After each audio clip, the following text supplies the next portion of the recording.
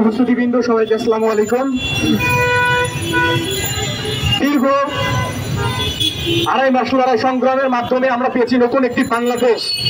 স্পষ্টভাবে বাঙালি জাতিকে আবারও আমরা বলতে চাই, এই বাংলাদেশ আমাদের, রূপসা আমাদের, তেতুলিয়া আমাদের, পাথুরিয়া আমাদের, প্রত্যেকটা জায়গা আমাদের, পার্বত্য চট্টগ্রামে আমাদের।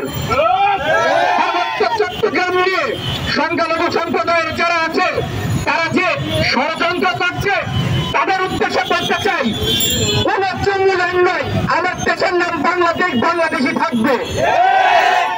বাংলাদেশ ছিল, বাংলাদেশ আছে, বাংলাদেশ থাকবে। যারা সংখ্যালঘু আছে তাদের প্রতি সম্মান শ্রদ্ধা রেখে বলতে চাই, বাংলাদেশকে নিয়ে এক বিন্দু পরিমাণে ষড়যন্ত্র করলে জাহিদ শেখ হাসিনা যেভাবে দেশ ছেড়ে পালিয়েছে, আপনাদেরকে সেইভাবে দেশ ছেড়ে পালাতে হবে।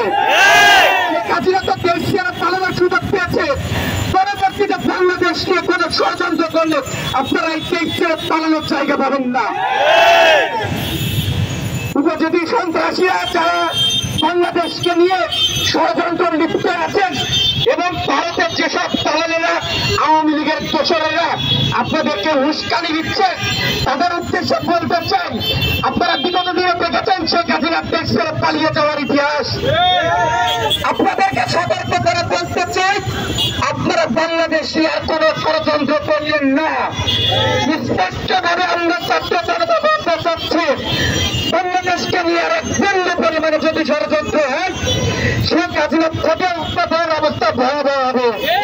আমি আমার বক্তব্য বেশি করবো না, যেহেতু এখন অনেকে কথা বলবে। বাংলাদেশ দীর্ঘজীবী হোক, সবার কাছে দোয়া প্রার্থনা করি আমার বাংলাদেশের জন্য। ধন্যবাদ সবাইকে।